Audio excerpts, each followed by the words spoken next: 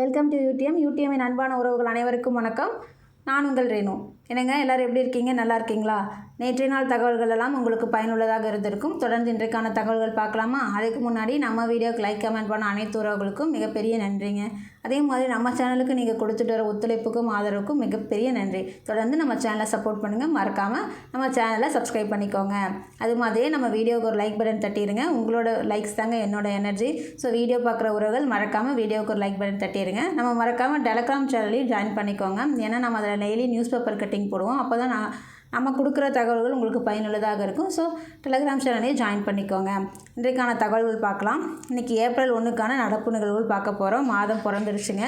So முதல் question, பிரதமர் நரேந்திர மோடியோட ப்ரைவேட் செக்ரட்டரி, நம்ம பிரதமரோட ப்ரைவேட் செக்ரட்டரியாக இப்போ ஒரு ஆளை நியமிக்கப்பட்டிருக்காங்க. ஸோ அவங்க யார் அப்படின்னா நிதி திவாரி அவர்கள். ஸோ நிதி திவாரியை நம்ம ப்ரைவேட் செக்ரட்டரியாக நியமிச்சிருக்கோம். ஸோ இதுக்கு முன்னாடி அவங்க என்னவாக இருந்தாங்கன்னா துணை செயலாளராக இருந்தாங்க. டெப்புட்டி செக்ரட்டரியாக இருந்தாங்க. 2023 வரைக்கும் அவங்க டெப்புட்டி செக்ரட்டரியாக இருந்தாங்க. இப்போ பார்த்தீங்க அப்படின்னா நிதி திவாரி ப்ரைவேட் செக்ரட்டரியாக தனி செயலாளர்னு சொல்லுவோம் இல்லையா? ஸோ அந்த பதவிக்கு பணியாளர் அமைச்சகத்தின் மூலயமா அவங்க அப்பாயின்மெண்ட் பண்ணப்பட்டிருக்காங்க. ஸோ நிதி அமைச்சரவையில் ஒப்புதல் பெற்று இவங்க கூடிய விரைவில் ஒப்புதல் ஆயிடுச்சு. கூடுதல் விரைவில் ப்ரைவேட் செக்ரட்டரியாக இவங்க நியமிக்கப்பட்டாச்சு. அவங்க பொறுப்பேற்றுக்க போகிறாங்க. ஸோ பிகே மிஸ்ரா யார்? முதன்மை செயலாளர், பிரதமர் அவர்களோட முதன்மை செயலாளர். சக்திகாந்த தாஸ் அவர்களும் முதன்மை செயலாளர் தான். பட் 2வது முதன்மை செயலாளர், இவருக்காக இந்த போஸ்ட் உருவாக்கப்பட்டுச்சுன்னு நம்ம ரீசெண்டாக பார்த்துருப்போம். ஸோ அமுதா அவங்க யார்? நமக்கு சென்னையோட ஹெட்டு, வானிலை மையத்தோட ஹெட்டு. நமக்கு மழை வரும் மழை வராது இதெல்லாம் சொல்லுவாங்க இல்லையா? அவங்க தான் அமுதா. இப்போ தான் லாஸ்ட் மந்த்து அவங்களுக்கும் ரீசெண்டாக அப்பாயின்மெண்ட் பண்ணியிருந்தோம். நியமனம் கொடுத்துருந்தோம். அடுத்த கொஸ்டின், 2025ஆம் ஆண்டுக்கான காற்று மாசுபாடு மற்றும் சுகாதார மாநாடு எங்கு நடைபெற்றது?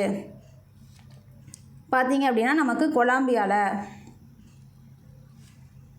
கொலம்பியாவில் தான் நமக்கு 2025ஆம் ஆண்டுக்கான காற்று மாசுபாடு மற்றும் சுகாதார மாநாடு நடைபெற்றுச்சு. ஸோ பார்க்கும்போது WHO இருக்கு இல்லையா, வேர்ல்டு ஹெல்த் ஆர்கனைசேஷன்.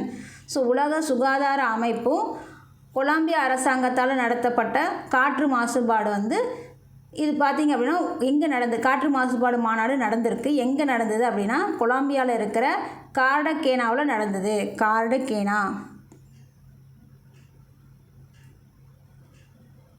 எக்ஸாக்டாக கார்டகேனாவில் தான் இந்த சுகாதார மாநாடு நடந்தது. கொலம்பியாவில் இருக்கிற கார்டகேனாவில் நடந்திருக்கு. ஸோ இது எதுக்காக நடந்தது அப்படின்னா நமக்கு 2040ஆம் ஆண்டுக்குள்ளே காற்று மாசுபாடு தொடர்பான இறப்புகளை பாதியாக குறைப்பதற்கான உலகளாவிய ஒரு ஒத்துழைப்பை தான் இந்த மாநாடு மீட்டிங்கில் பேசியிருக்காங்க. ஸோ காற்று மாசுபாட்டால் ஒவ்வொரு ஆண்டும் பார்த்திங்க அப்படின்னா கிட்டத்தட்ட 7 மில்லியன் மக்கள் அந்த சுகாதாரம் இல்லாத காற்றை சுவாசிக்கிறதுனால அவங்களோட ஆயுட்காலம் முன்கூட்டியே முடிஞ்சிருது, இறந்துருது அப்படிங்கிற மாதிரி கணக்குகள் புள்ளி விவரங்கள் சொல்லுது. ஸோ அதனால் பார்த்திங்க அப்படின்னா இதுக்கான ஒரு மீட்டிங் போயிருக்கு. 2040க்குள்ளே நம்ம பார்த்திங்க அப்படின்னா இறப்புகளை இந்த காற்று மாசுபாடை தரமில்லாத காற்றை சுவாசிக்கிறதுனால உயிர்கள் இறக்கிறத குறைக்கிறதுக்காக தான் இந்த மாநாடு. ஸோ நமக்கு பார்த்திங்க அப்படின்னா இது எங்கே நடந்திருக்கு? கொலம்பியாவில் இருக்கிற கார்டகேனாவில் உலக சுகாதார அமைப்பும் கொலம்பியா அரசாங்கமும் 2 சேர்ந்து நடத்தியிருக்காங்க. ஸோ இது பார்க்கும்போது ஒரு கொஸ்டின் நமக்கு இப்போ ரீசெண்டாக பார்த்துருப்போம், உலக காற்று மாசு பட்டியலில் இந்தியா எத்தனையாவது இடத்துல இருக்குது அப்படின்னு சொல்லி. ஸோ அது எத்தனையாவது இடத்துல இருக்குது? நமக்கு 5வது இடத்துல. ஞாபகம் வச்சுக்கோங்க. இதெல்லாம் கொஸ்டினில் வந்துச்சுன்னா நமக்கு அப்போ தான் ஈஸியாக ஆன்சர் பண்ண முடியும். நமக்கு உலக காற்று மாசு பட்டியலில் இந்தியா எத்தனாவது இடத்துல இருக்குது? 5வது இடத்துல இருக்குது. So next question, America Miami open tennis போட்டியில் மகளிர் ஒற்றையர் சாம்பியன் பெற்றவர் யார்? அமெரிக்கா மியாமி ஓப்பன் டென்னிஸ் போட்டியில் மகளிர் ஒற்றையர் பிரிவில் சாம்பியன் பெற்றவர் யார்? அரினா சபலென்கா வின் பண்ணியிருக்காங்க. ஸோ உலகின் நம்பர் 1 வீராங்கனையான பெலாரஸ் வீராங்கனை அரினா சபலென்கா பார்த்தீங்க அப்படின்னா அமெரிக்காவில் நடைபெற மியாமி ஓப்பன் டென்னிஸ் போட்டியில் மகளிர் ஒற்றையர் பிரிவில் சாம்பியன் பட்டத்தை வென்றிருக்காங்க. ஸோ இந்த போட்டியில் அதாவது அமெரிக்காவில் நடக்கிற மியாமி ஓப்பன் டென்னிஸ் போட்டி இருக்கு இல்லையா, இதில் பார்த்தீங்க அப்படின்னா ஃபஸ்ட் டைமாக இப்போ வெற்றி கோப்பையை அவங்க வாங்கியிருக்காங்க. அது மட்டும் இல்லை 1000 புள்ளிகள் கொண்ட WTA போட்டிகளில் மொத்தமாக இது இவரோட 8வது பட்டம். WTAனா ஒன்றும் இல்லைங்க, women's tennis association. Women's tennis அசோசியேஷனில் இவங்களோட 8வது பட்டம் இது. ஸோ 1000 புள்ளிகள் எடுத்திருக்காங்க. 1000 புள்ளிகள் கொண்ட விமன்ஸ் டென்னிஸ் அசோசியேஷன் போட்டிகளில் மொத்தமாக இவங்க பார்த்திங்கன்னா 8வது பட்டத்தை வாங்கியிருக்காங்க. ஸோ உலகின் முன்னணி மகளிர் டென்னிஸ் வீராங்கனைகளுக்கான முக்கியமான போட்டியாக பார்க்கப்படுது வேர்ல்டு டென்னிஸ் அசோசியேஷன் அப்படிங்கிறது. விமன்ஸ் டென்னிஸ் அசோசியேஷன் அப்படிங்கிறது உலகின் முன்னணி மகளிர் டென்னிஸ் வீராங்கனைகளுக்கு முக்கியமான போட்டியாக பார்க்கப்படுது. ஸோ சாம்பியன் பட்டம் பெற்ற சபலென்கா பார்த்தீங்க அப்படின்னா 9.62 கோடி ரொக்க பரிசும் 1000 ரேங்கிங் புள்ளிகளும் இவங்களுக்கு கிடச்சிருக்கு. ஸோ இவங்க பார்த்தீங்கன்னா யாரை ஜெயிச்சு தோற்கடிச்சு இவங்க வின் பண்ணியிருக்காங்க அப்படின்னா ஜெஸ்ஸிகா பெகுலாவை தோற்கடிச்சு அரினா சபலென்கா வந்து சாம்பியன் பட்டம் வென்றிருக்காங்க. மியாமி ஓப்பன் சாம்பியன் பட்டம் யாருக்கு? மகளிர் ஒற்றையர் பிரிவில் அரினா சபலென்கா அவர்களுக்கு 9.62 கோடி ரொக்க பரிசு. அடுத்த கொஸ்டின், 2025ஆம் ஆண்டுக்கான ஏபெல் பரிசை வென்றவர் யார்? ஏபெல் பரிசுனா மேக்ஸுக்கு கொடுக்குறதுங்க. மேக்ஸுக்கான நோபல் பரிசுன்னு சொல்லலாம். நம்ம ஒவ்வொரு டிபார்ட்மெண்ட்டுக்கும் உயரிய விருது சொல்லுவோம் இல்லையா, அந்த டிபார்ட்மெண்ட்டுக்கான உயரிய விருதை நோபல் பரிசுக்கு ஈக்குவல்னு சொல்லுவோம். ஸோ அந்த மாதிரி சிறந்த கணித மேதையாளருக்கு வந்து இது கொடுக்கப்படுது ஏபெல் பரிசு. ஸோ இது யாருக்கு கொடுத்துருக்காங்க அப்படின்னா மசாகி காசிவாரா அவர்களுக்கு கொடுக்கப்பட்டிருக்கு. ஸோ இவங்க பார்த்தீங்க அப்படின்னா ஒரு 78 வயதான கணிதவியலாளர். ஸோ இவங்களுக்கு ஏபெல் பரிசு கொடுக்கப்பட்டிருக்கு. அதாவது கணக்கு புலின்னு சொல்லாங்க, கணக்கு புலி இவங்க. ஸோ அவங்களுக்கு கொடுக்க வேண்டிய பரிசு தான் வந்து ஏபெல் பரிசு. நார்வே அறிவியல் மற்றும் கடிதங்கள் அகாடமி இதை வந்து கௌரவிச்சிருக்காங்க. ஸோ நமக்கு பார்த்திங்க அப்படின்னா மசாகி காசிவாராவுக்கு 2025ஆம் ஆண்டுக்கான ஏபெல் பரிசு வழங்கப்பட்டிருக்கு. ஸோ நார்வேவோட அறிவியல் மற்றும் கடிதங்கள் அகாடமி இதை வந்து கௌரவிச்சிருக்காங்க. ஸோ ஏபெல் பரிசு கணிதத்தில் மிகவும் மதிப்பு மிக்க விருதுகளில் ஒன்றாக பார்க்கப்படுது. ஸோ இது பார்க்க போனால் நோபல் பரிசுக்கு சமமாகவும் சொல்கிறாங்க. ஸோ அது மட்டும் இல்லைங்க, நமக்கு இப்போ நம்ம ரீசெண்டாக குண்டர் ஃப்ளோஸ் எதுக்காக பார்த்தோம்? ஸ்டாக்ஹோம் வாட்டர் ப்ரைஸ்க்காக பார்த்தோம். ஸ்டாக்ஹோம் வாட்டர் ப்ரைஸ் எதுக்காக? வெள்ள அபாய குறைப்பு, நீர்வள மேலாண்மை, வெள்ள அளவிடுதல் மற்றும் பிராந்திய செயல்முறை ஆகியவற்றில் நீரியல் பற்றின ஆய்வுகளுக்காக கொடுக்கப்படுற ஒரு உயரிய விருது. இதுவும் அந்த டிபார்ட்மெண்ட்டுக்கான ஒரு நோபல் பரிசு மாதிரி தான். இப்போ தான் ரீசெண்டாக பார்த்துருப்போம், ரிமைண்ட் பண்ணிக்கலாம். ஸோ ஆஸ்திரிய நீரியல் நிபுணரான பேராசிரியர் குண்டல் ஃப்ளோஸுக்கு தான் வந்து 2025ஆம் ஆண்டுக்கான ஸ்டாக்ஹோம் நீர் பரிசு வழங்கப்பட்டுள்ளது.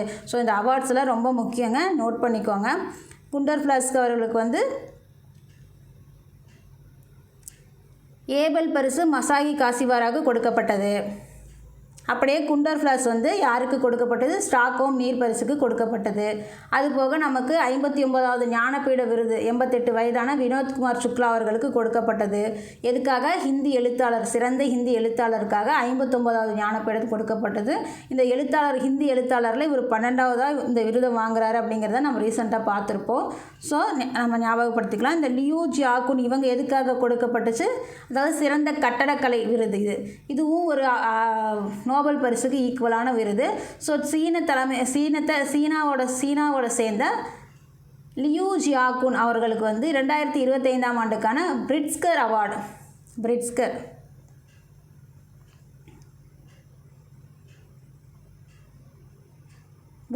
ப்ரைஸ் பார்த்திங்க அப்படின்னா இவங்களுக்கு கொடுக்கப்பட்டது. ஸோ லியூ ஜியாகுனுக்கு அதாவது சுற்றுச்சூழலுக்கு எந்தவித பாதிப்பும் இல்லாமல் அந்த கட்டடங்களை கட்டுறவங்களுக்காக உலகம் ஃபுல்லாக இது பண்ணி ஒரு விருது கொடுக்குறாங்க அப்படின்னா இதுதான் பிரிட்ஸ்கர் ப்ரைஸ். இதுவும் கட்டடக்கலைஞர்களுக்கான ஒரு நோபல் பரிசு. ஸோ இதை வாங்கினவங்க லியூ ஜியாகுன், சைனாவை சேர்ந்தவங்க.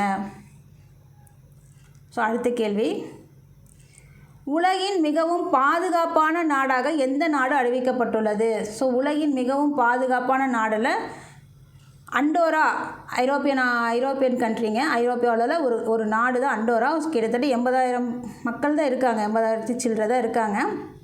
ஸோ அவங்க வந்து பாதுகாப்பாக இருக்காங்க அப்படிங்கிறது தான் நமக்கு ரிப்போர்ட்டில் சொல்லியிருக்காங்க. ஸோ நம்போரான்னு சொல்கிற நம்போரா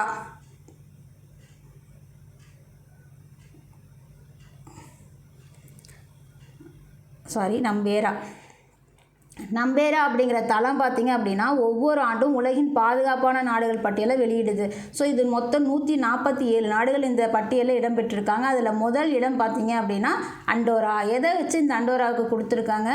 உலக அளவில் குற்ற செயல்கள், பாதுகாப்பு பிரச்சனைகள், சொத்து மற்றும் வன்முறை குற்றங்கள் இந்த மாதிரி காரணிகளையெல்லாம் மதிப்பீடு செஞ்சு நம்பேரா அப்படிங்கிற தளம் வந்து ஒவ்வொரு ஆண்டும் உலகோட பாதுகாப்பு நாடுகள் பட்டியலை வெளியிடுது. அப்படி பார்த்தீங்க அப்படின்னா நமக்கு 2025 மொத்தம் 147 நாடுகள் கணக்கெடுக்கப்பட்டிருக்கு. அதில் முதல் இடம் பார்த்தீங்க அப்படின்னா அண்டோரா இருக்குது. ஸோ உலகின் பாதுகாப்பான நாடு எது? நமக்கு அண்டோரா. அப்படி பார்க்கும்போது இது பார்த்தீங்க அப்படின்னா ஐரோப்பியாவில் இருக்கிற ஒரு நாடு. இது பாதுகாப்பு குறியீட்டில் 84.7, அதாவது 100 புள்ளிகளுக்கு 84.7 எடுத்து முதல் இடத்துல இந்த நாடு இருக்குது. ஸோ இரண்டாவது இடத்துல ஐக்கிய அரபு அமீரகமும், மூன்றாவது இடத்துல கத்தாரும் இருக்குது. ஸோ நமக்கு இந்தியா பார்த்தீங்க அப்படின்னா 66வது இடத்துல பாதுகாப்பான நாடு அப்படிங்கிறதுல இருக்குது. ஸோ நமக்கு பார்த்தீங்க அப்படின்னா நம்ம சைனா வந்து 15வது இடத்துல இருக்குது. நம்ம பங்காளி நாடான பாகிஸ்தான் பார்த்தீங்க அப்படின்னா 65வது இடத்துல இருக்குது. ஸோ நமக்கு பார்த்திங்கன்னா 89வது இடத்துல யார் இருக்காங்கன்னா உலக வல்லரசு நாடுன்னு சொல்லக்கூடிய அமெரிக்கா இருக்காங்க. ஸோ நமக்கு இதில் தெரிஞ்சுக்கிட்ட தகவல் என்ன? உலகின் மிகவும் பாதுகாப்பான நாடாக எந்த நாடு அறிவிக்கப்பட்டுள்ளது அப்படின்னா அண்டோரா. ஐக்கிய அரபு அமீரகம் 2வது நாடாக இருக்குது. கத்தார் 3வது நாடாக இருக்குது. நம்ம பாதுகாப்பு இடத்துல 66வது இடத்துல இருக்கோம். அதே போல் பாகிஸ்தான் 65ல் இருக்குது. சீனா பார்த்திங்கன்னா 15ல் இருக்குது. நமக்கு அமெரிக்கா 89வது இடத்துல இருக்குது. ஸோ இதுலேயே கடைசியில் இருக்கிற நாடு அப்படின்னு பார்த்தீங்கன்னா வெனிசுலா தான். ஸோ தென் அமெரிக்க நாடுகளில் ஒன்றான வெனிசுலா பார்த்திங்கன்னா கடைசி இடத்துல இருக்குது. 3 கோடி மக்கள் தொகையை கொண்ட வெனிசுலா பார்த்திங்கன்னா வெறுமனே 19.3 100க்கு 19.3 புள்ளிகள் எடுத்து கடைசியான 147வது இடத்த பிடிச்சிருக்காங்க. ஸோ நாம் மியான்மர் இப்போ நிலநடுக்கம் நடந்து பல ஆயிரம் உயிர்கள் வந்து இதாகிடுச்சு இல்லைங்களா? அங்கே பார்த்தீங்க அப்படின்னா பாதுகாப்பான இடத்துல 96வது இடத்துல இருக்குது. நேபாள் 47வது இடத்துல இருக்குது. மியான்மர் 96ல் இருக்குது. ஸோ அடுத்த கொஸ்டின் போயிடலாம். அது மட்டும் இல்லை, நமக்கு உலகளாவிய பேச்சு சுதந்திர குறியீட்டில் எத்தனாவது இடத்துல இந்தியா இருக்குது? 24வது இடத்துல இருக்குது. இதெல்லாமே நம்ம ரீசெண்டாக பார்த்தது. உலகளாவிய பேச்சு சுதந்திர குறியீட்டில் இந்தியா பார்த்திங்க அப்படின்னா 24வது இடத்துல இருக்குது. உலக மகிழ்ச்சி தரவரிசை ரீசெண்டாக பார்த்தோம். அதில் பார்த்திங்க அப்படின்னா 118வது இடத்துல இருக்குது. அடுத்த கொஸ்டின், இந்தியாவில் ஒரு நானோ மின்னணு சாலை கண்காட்சி நடந்ததுங்க. அது எங்கே அப்படின்னா IISc பெங்களூரில். இந்தியாவின் முதல் நானோ மின்னணு, அதுதான் முக்கியம். ஸோ இந்தியாவின் முதல் நானோ மின்னணு சாலை கண்காட்சி எங்கே நடைபெற்றது அப்படின்னா IISc Bangalore. Indian institute of சயின்ஸ்னு சொல்லுவோம் இல்லையா? ஸோ அது பெங்களூரில் இருக்கக்கூடிய அந்த இடத்துல தான் நமக்கு முதல் நானோ மின்னணு சாலை கண்காட்சி நடந்திருக்கு. ஸோ அடுத்த கொஸ்டின், மகளிர் பெயரில் பத்திரப்பதிவு செய்வதில் பதிவு கட்டணம் 1% குறைக்கப்படும் என்ற மாநிலம் எது? ஸோ மகளிர் பெயரில் ரிஜிஸ்ட்ரேஷன் பண்ணால் பத்திரப்பதிவு 1% குறைக்கப்படும்னு சொன்ன மாநிலம் வேறு யாரும் இல்லைங்க, நம்ம தான், தமிழ்நாடு தான். இப்போ நிதிநிலை அறிக்கையில் சொல்லியிருப்பாங்க. நமக்கு பட்ஜெட் வீடியோவில் போட்டிருப்போம். ஸோ பார்த்தீங்க அப்படின்னா தமிழ்நாடு தான் பார்த்திங்கன்னா மகளிர் பெயரில் பத்திரப்பதிவு செஞ்சால், அதாவது பத்திரப்பதிவு அப்படிங்கிறது அந்த மதிப்பு என்ன அப்படின்னா 10 லட்சம். 10 லட்சத்துக்கு மேற்கொண்ட மதிப்புக்கு வந்து இந்த ஆஃபர் கிடையாது. 10 லட்சத்திலிருந்து குறைவாகவோ இல்லை 10 லட்சம் வரைக்குமே பண்ணும்போது மகளிர் பெயரில் வீடோ மனையோ விவசாய நிலமோ வேறு எந்த அசையாத சொத்துக்கள் வாங்கும் போதும் பத்திரப்பதிவுக்கு பத்திர ஆஃபீஸில் போய் பதிவு பண்ணுவோம் இல்லையா, ரெஜிஸ்டர் பண்ணுவோம் இல்லையா, அதில் வந்து பத்திர கட்டணத்திலிருந்து நமக்கு 1% குறைக்கப்படும்னு சொல்லியிருக்காங்க. இது எப்போ இருந்து நடைமுறைக்கு வருதுன்னா இன்னையிலிருந்து ஏப்ரல் 1ஆம் தேதியிலிருந்து நடைமுறைக்கு வரதா தமிழக அரசாணை வெளியிடப்பட்டிருக்கு. ஸோ நமக்கு மகளிர் பேர் யாராக இருந்தாலும் மகளிர் பேரில் வாங்குங்க. ஸோ 1% வந்து நமக்கு பதிவு கட்டணம் குறைக்கப்படும்னு சொல்லியிருக்காங்க. அது 10 லட்சம் வரைக்கும் தாங்க, அதுக்கு மேலே வாங்குறவங்களுக்கு கிடையாது. அடுத்தது, இந்தியாவில் அணு உலைகள் அமைக்கவும் வடிவமைக்கவும் தற்போது எந்த நாடு திட்டமிட்டுள்ளது? ஸோ இந்தியாவில் அணு உலைகள் அமைக்கிறதுக்காகவும் வடிவமைக்கிறதுக்காகவும் அமெரிக்கா தான் திட்டம் போட்டிருக்காங்க. அமெரிக்காவை யார் இங்கே வந்து அமைக்க போகிறாங்க அப்படின்னா ஹோல்டெக் இன்டர்நேஷ்னல் நிறுவனம். ஹோல்டெக் இன்டர்நேஷ்னல் நிறுவனம் தான் பார்த்தீங்க அப்படின்னா இங்கே வந்து இந்தியாவில் அணு உலைகள் அமைக்கிறதுக்காக அனுமதி வாங்கியிருக்காங்க. இந்த அனுமதி நாம் கொடுத்தது இல்லைங்க, நம்ம நாட்டில் செஞ்சுக்கிறதுக்காக அவங்க அமெரிக்காவோட எரிசக்தி துறைக்கிட்ட இந்த நிறுவனம் ஹோல்டெக் இன்டர்நேஷ்னல் நிறுவனம் வந்து அனுமதி வாங்கி நம்மக்கிட்ட நம்ம நாட்டில் வந்து அனுமதி கட்ட போகிறாங்க, வடிவமைக்க போகிறாங்க. ஸோ இது பார்க்கும்போது நமக்கு ஆல்ரெடி கடந்த 2008ஆம் ஆண்டில் இந்தியாவும் அமெரிக்காவும் ஒரு அணுசக்தி ஒப்பந்தம் ஒன்று கையொப்பமானது. அதோட டெவலப்மெண்ட் தான் இது. இப்போ வந்து அமெரிக்காவுக்கு சுற்றுப்பயணம் போகும்போதே இதை நம்ம பார்த்துருப்போம், வீடியோவில் போட்டிருப்போம். அங்கே போயிட்டு வரும்போது பிரதமர் அவர்களும் அமெரிக்க அதிபர் ட்ரம்ப் அவர்களும் நிறைய ஒப்பந்தங்கள் போட்டாங்க இல்லையா, அதில் ஒரு விஷயந்தான் இது காங்கிரஸ் பீரியடில் அப்பயே போடப்பட்டது. ஆனால் அது வந்து டெவலப் ஆகலை, ஏதோ சில பிரச்சனைகள் இருந்தது. பயன்படுத்துறதுக்கு இந்த ஒப்பந்தத்தை வந்து வணிக ஆற்றலை பயன்படுத்துறதுக்கு ஒரு சில தடைகள் இருந்தது. அதை பார்த்தீங்க அப்படின்னா அதெல்லாம் தடைகள்லாம் நீக்கி தான் இப்போ வந்து ஹோல்டெக் இன்டர்நேஷ்னல் நிறுவனத்துக்கு அந்த நாட்டு அமெரிக்கா நாட்டு எரிசக்தி துறை வந்து அனுமதி அளிச்சிருக்க. ஸோ அதனால் அவங்க வந்து நம்ம நாட்டில் அணு உலைகள் அமைக்க போகிறாங்க. ஸோ இது பார்த்தீங்க அப்படின்னா ஒப்பந்தம் வந்து 2008லேயே கையொப்பமானது. 17 ஆண்டுகளுக்கு பின்னாடி இந்த ஒப்பந்தத்தோட வணிக ஆற்றலை பயன்படுவதற்கு தடைகள் இருந்துச்சு, அதையெல்லாம் நீக்கிட்டு இப்போ வந்து ஓப்பன் பண்ண போகிறாங்க. ஸோ இந்தியாவில் இந்த நிறுவனம் இருக்குது, இந்த ஹோல்டெக் இன்டர்நேஷ்னல் நிறுவனம்னு சொன்னா இல்லையா, இது அவங்க மட்டுமே செய்ய போகிறதில்ல. நம்மளோட டாடா கன்சல்டிங் என்ஜினியர்ஸும் லார்சன் டூப்ரோ LNTன்னு சொல்லுவோம் இல்லையா, நமக்கு டாடா கன்சல்டிங்கும் LNT அப்படின்னு சொல்லுவோம் இல்லையா, இந்த 2 நிறுவனங்களோடு சேர்ந்து தான் அந்த ஹோல்டெக் இன்டர்நேஷ்னல் நிறுவனம் வந்து அணு உலைகளை அமைக்க போகிறாங்க. அதுக்கான உபகரணங்கள்லாம் பார்த்தீங்க அப்படின்னா நமக்கு டாடா கன்சல்டியும் LNTலையும் தயாரிக்கப்படும். ஸோ இவங்க 3 பேரும் சேர்ந்து தான் இந்தியாவில் அணு உலைகள் மற்றும் அணு உலைகளை வடிவமைக்கிறதுக்கான முயற்சியை பண்ண போகிறாங்க. அப்படி பார்க்கும்போது நமக்கு சில நிபந்தனைகளுடன் தான் வந்து இது அமைக்கப்படுது. அதாவது ஒரு ஆலைக்கு 300 மெகாவாட் மின் உற்பத்தி திறன் கொண்ட வகைப்படுத்தப்படாத நவீன அணு உலை தொழில்நுட்பத்தை பரிமாற்றம் செய்கிறதுக்காக அனுமதி கொடுத்துருக்காங்க. என்ன அப்படின்னா ஒரு ஆலைக்கு 300 மெகாவாட் உற்பத்தி திறன் தான் இது பண்ணணும், கரண்ட்டு தான் எடுக்கணும் அப்படிங்கிறது தான் ஒரு சில நிபந்தனைகள். ஸோ அது பார்க்கும்போது நமக்கு 10 ஆண்டு காலத்துக்கு தான் இந்த அனுமதி கொடுத்துருக்காங்க. அதுலேயும் 5 ஆண்டுகளுக்கு ஒருக்கா மறு ஆய்வு செய்யப்படும்னு சொல்லியிருக்காங்க இந்த அணு உலைகளை. ஸோ நமக்கு இப்போ இதிலேருந்து தெரிஞ்சுக்கிட்டது என்ன, அது மட்டும் இல்லை அவங்க நம்ம மத்திய அரசு ஒரு ஒப்புதலும் கொடுத்துருக்காங்க அவங்களுக்கு.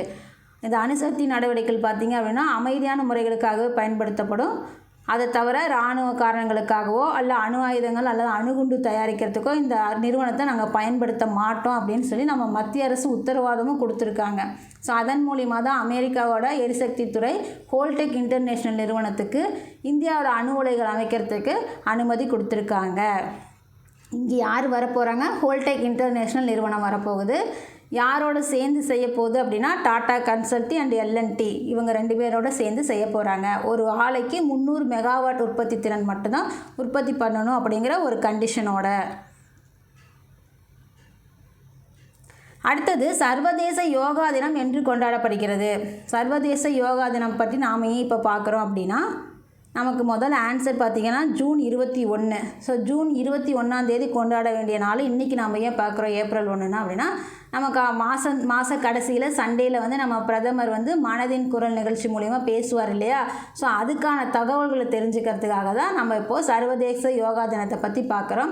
ஸோ இன்னும் 100 நாளில் பார்த்திங்க அப்படின்னா நமக்கு சர்வதேச யோகா தினம் கொண்டாடப்படுது.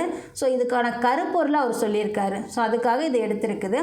ஸோ முதல் யோகா தினம் எப்போ கொண்டாடப்பட்டதும் அப்படிங்கிறதையும் அவர் தகவல் நமக்கு கொடுத்துருக்காரு. ஸோ நமக்கு சர்வதேச யோகா தினம் பார்த்திங்க அப்படின்னா ஜூன் 21 கொண்டாடப்படுது. அது மட்டும் இல்லை, முதல் யோகா தினம் கடந்த 2015 கொண்டாடப்படுது. இப்போ 10 ஆண்டுகள் நிறைவடை போகுது. ஸோ 10வது ஆண்டுக்கான கருப்பொருளை நம்ம பிரதமர் சொல்லியிருக்காரு, நோட் பண்ணிக்கோங்க.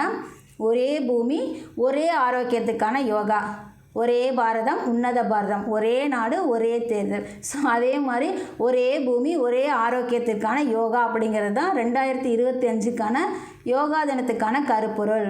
ஸோ இது அவர் எப்பயுமே மாதம் கடைசியில் ஞாயிற்றுக்கிழமை பேசுவார் இல்லையா மனதின் குரல் நிகழ்ச்சி மூலயமா மக்கள்கிட்ட, அதில் சொன்ன விஷயந்தான் சர்வதேச யோகா தினத்தை பற்றி. ஸோ அதுக்காக தான் இந்த தகவல் நாம் பார்க்குறோம். அது மட்டும் இல்லை, அவர் என்ன சொல்லியிருக்கார் அப்படின்னா உலகளவில் யோகாவும் இந்திய பாரம்பரிய மருத்துவமும் பிரபலமடைந்து வரதாகவும் அவர் சொல்லியிருக்காரு. நம்மளோட யோகாவும் நம்ம இந்திய நாட்டோட மருத்துவமும் உலகளவில் பெருமைக்குரியதாக பிரபலம் அடைஞ்சு வரதாகவும் சொல்லியிருக்காரு. அது மட்டும் இல்லை, நம்ம ஸ்கூல் ஸ்டூடெண்ட்ஸ்க்கு வந்து இப்போ கோடை விடுமுறை ஸ்டார்ட் ஆகிடுச்சு இல்லையா, அதுக்கான நம்மளால் சமாளிக்க முடியாது, குழந்தைங்களை எங்கேயாவது விட்டுலான்னு எல்லாம் நினைப்போம் இல்லையா. ஸோ அப்படி ஏற்பாடு செய்கிற அந்த குழந்தைங்களுக்கான கோடைக்கால செயல்பாடுகளுக்கு ஆக்டிவிட்டீஸ் கிளாஸ் எல்லாம் நம்ம சொல்லுவோம். ஸோ அது பார்த்தீங்க அப்படின்னா யார் பள்ளிகளோ சமூக அமைப்புகளோ இல்லை அறிவியல் மையங்களோ யாராக இருந்தாலும் மை ஹாலிடேஸ் அப்படிங்கிற ஹேஷ்டேக்கில் பகிர வேண்டும் அப்படிங்கிற தகவலையும் சொல்லியிருக்காங்க. அது மட்டும் இல்லை, அது பார்த்திங்க அப்படின்னா மாணவர்களுக்கும் பெற்றோருக்கும் உதவியாக இருக்கும். அதே நேரத்தில் மாணவரும் பெற்றோரும் தங்களோட அனுபவங்களை சொல்கிறதுக்கு ஒரு ஹேஷ்டேக் சொல்லியிருக்காரு.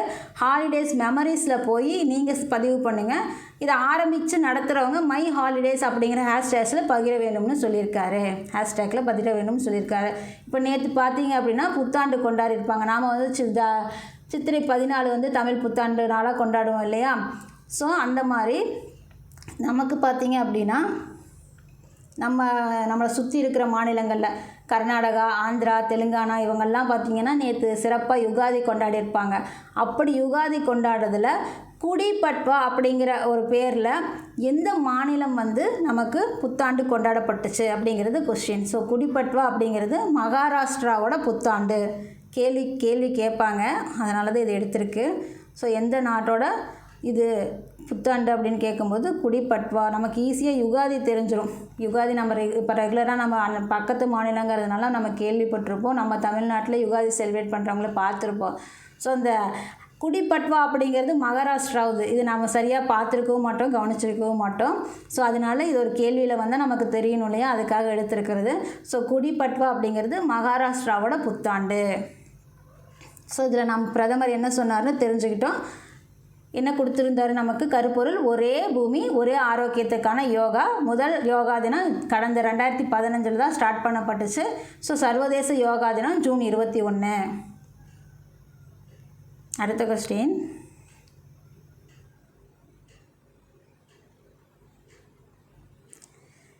மழைநீரை சேகரிப்போம் இயக்கத்தின் கீழே கடந்த 8 ஆண்டுகளில் எத்தனை பில்லியன் கியூபிக் மீட்டர் வந்து நீர் சேமிக்கப்பட்டுள்ளது அப்படிங்கிறதையும் நமக்கு வந்து பிரதமர் அவர் அந்த மனதின் குரல் நிகழ்ச்சி மூலிமா சொல்லியிருக்காரு.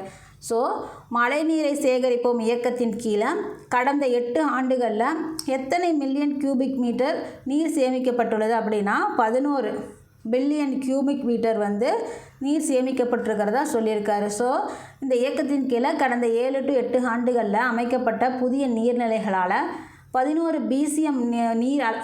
BCM அளவிலான நீர் வந்து சேமிக்கப்பட்டிருக்கு. இது மக்களோட முயற்சிக்கு கிடைத்த மிகப்பெரிய வெற்றின்னு சொல்லியிருக்காரு. ஸோ இந்த இயக்கத்தை முறையாக முன்னெடுத்தவர் யார் அப்படின்னா ராஜேந்திர சிங்னு சொல்லக்கூடிய வாட்டர் மேன் ஆஃப் இந்தியா அப்படின்னு பெயரிடப்பட்ட ராஜஸ்தானை சேர்ந்தவர்.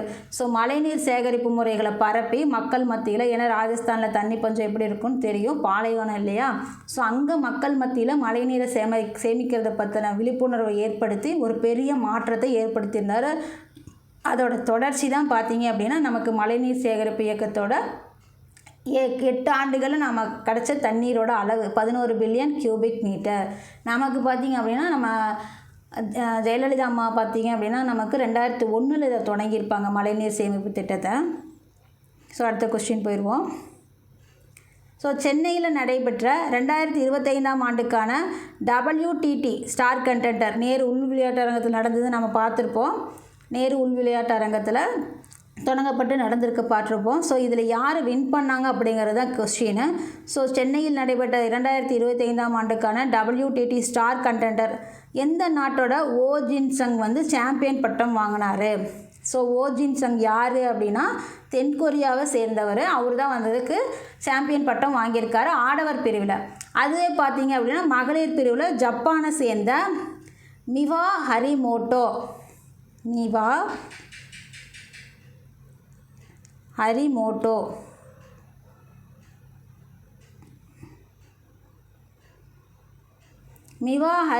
அவர்கள் வந்து மகளிர் பிரிவில் ஜப்பான் நாட்டை சேர்ந்தவங்க மகளிர் பிரிவில் சாம்பியன் பட்டம் வாங்கியிருக்காங்க. ஸோ ஓ ஜின் சங் வந்து தென்கொரியாவோட வீரர். அவங்க வந்து ஆடவர் பிரிவில் வாங்கியிருக்காங்க சாம்பியன்ஷிப்பு. ஸோ அடுத்த கொஸ்டின்,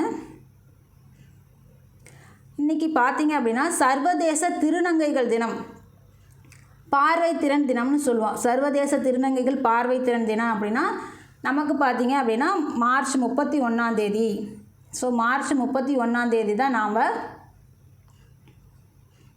சர்வதேச திருநங்கைகள் தினம் கொண்டாடுறோம். ஏன் அப்படின்னா இது எதுக்காக அப்படின்னா அவங்களுக்காக தான். அவங்க சமூகத்தில் அவங்க மேலே நம்ம பார்வை பார்த்திங்க அப்படின்னா இயல்பானதாக இருக்காது. ஸோ அவங்களுக்கும் சமூகத்தில் சமமான உரிமையும் மரியாதையும் கிடைக்கிறதுக்காக அந்த பார்வையை நம்ம மாற்றணும் அப்படிங்கிறதுக்காக ஒரு விழிப்புணர்வு நாள் தான் பார்த்திங்கன்னா சர்வதேச திருநங்கைகள் தினம் அப்படின்னு சொல்லலாம். பார்வை திறன் தினம்னு சொல்லலாம். பார்வை திறன்னா நம்மளோட பார்வை அவங்க மேலே எப்படி இருக்குது அப்படிங்கிறது தான். அவங்களாலையும் எல்லாமே சாதிக்க முடியும், அவங்களும் இயல்பான வாழ்க்கை வாழ்கிறதுக்காக அவங்களுக்கும் சமூகத்தில் சரியான மரியாதை கிடைக்கிறதுக்கான ஒரு நாளாக தான் உலக அளவில் சர்வதேச திருநங்கைகள் தினம் மார்ச் 31 கொண்டாடப்படுது.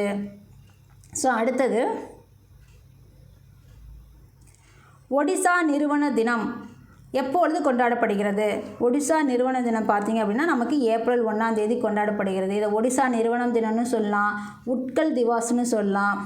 உட்கல் UTKAL உட்கல் திவாஸ்னு சொல்லலாம். அந்த பீகார் திவாஸ் மாதிரி உட்கல் திவாஸ், அப்படி இல்லாட்டி உட்கல் திபிசா, உட்கல் திபஷான்னு கூட சொல்லலாம்.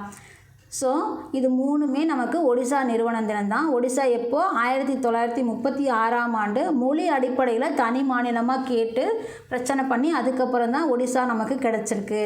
ஸோ ஒடிசா நிறுவன தினம் 1936 ஏப்ரல் 1 நமக்கு தனி மாநிலமாக ஆயிடுச்சு. ஸோ அதனால தான் நம்ம ஒடிசா நிறுவன தினம் கொண்டாடுறோம்.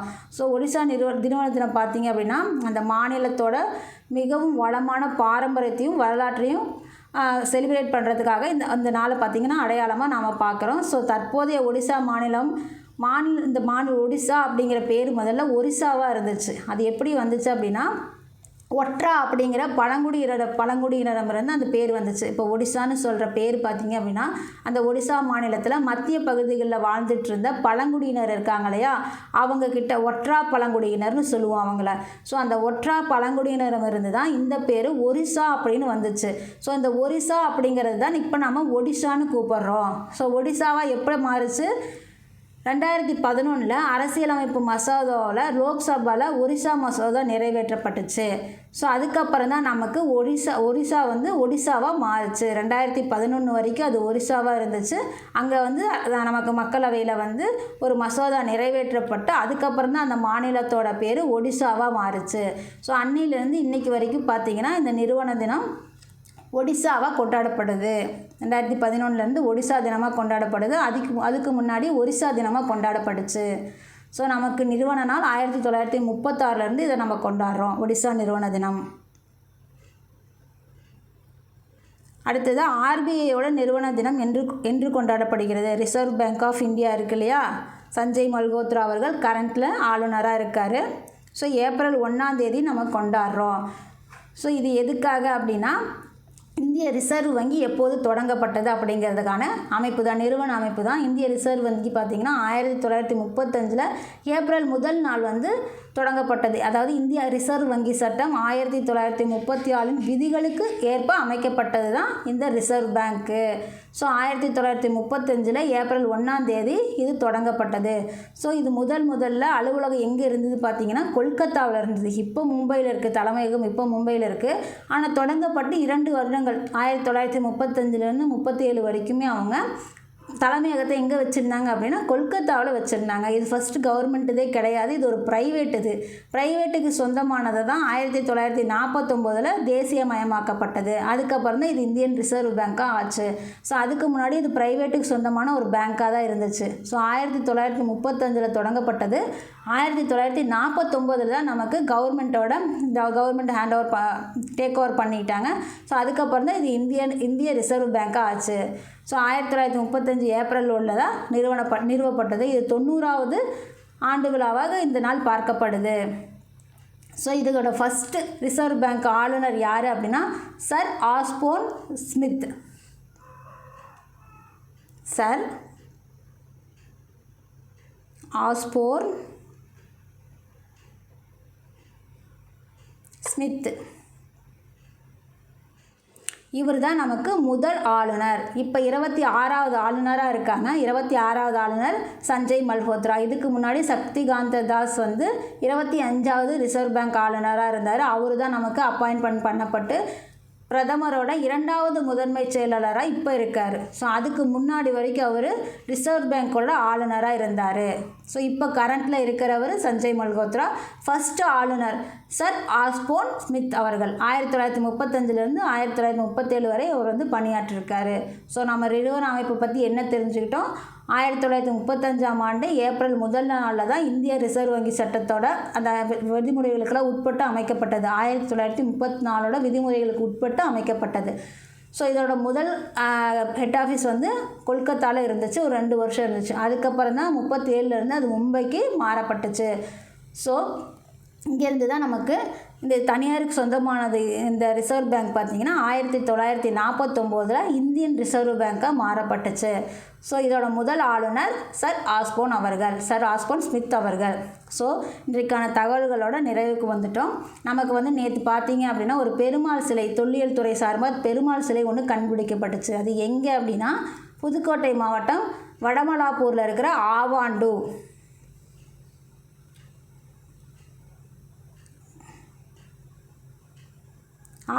அப்படிங்கிற இடத்துல நமக்கு வந்து பெருமாள் சிலை ஒன்று கண்டுபிடிக்கப்பட்டிருக்கு. அது 15ஆம் நூற்றாண்டை சேர்ந்த பெருமாள் சிலைன்னு அவங்க சொல்லியிருக்காங்க. பல்லவ மன்னர்கள் அப்போ வந்து அந்த பகுதியை ஆட்சி செஞ்சுருக்காங்க. ஸோ இந்த சிலையை பார்க்கும்போது பல்லவ பாணியில் கலை நுணுக்கத்தோடு செய்யப்பட்டிருக்கிறதாகவும் தொல்லியல் துறையிலேருந்து நமக்கு தகவல் கொடுத்துருக்காங்க. ஸோ பெருமாள் சிலை எங்கே கண்டுபிடிக்கப்பட்டிருக்கு? புதுக்கோட்டை மாவட்டத்தில் வடமலாப்பூரில் ஆவாண்டு அப்படிங்கிற இடத்துல பெருமாள் சிலை கண்டுபிடிக்கப்பட்டிருக்கிறதா அங்கே தொல்லியல் ஆராய்ச்சி பண்ணிகிட்ருக்காங்க இல்லையா, அவங்க சொல்லியிருக்காங்க. ஸோ இன்றைக்கான தகவல்களோட நிறைவுக்கு வந்துட்டோம். வீடியோ பிடிச்சிருந்தால் லைக் பண்ணுங்கள், ஷேர் பண்ணுங்கள், கமெண்ட் பண்ணுங்கள். தொடர்ந்து நாளைக்கான தகவல்களோடு உங்களுக்கு சந்திக்கிறேன். அதுவரை உங்களிடமிருந்து விடைபெறுவது உங்கள் ரேணு. நன்றி. நல்ல தகவல்களை நாளும் சிந்திப்போம், நாளை சந்திப்போம்.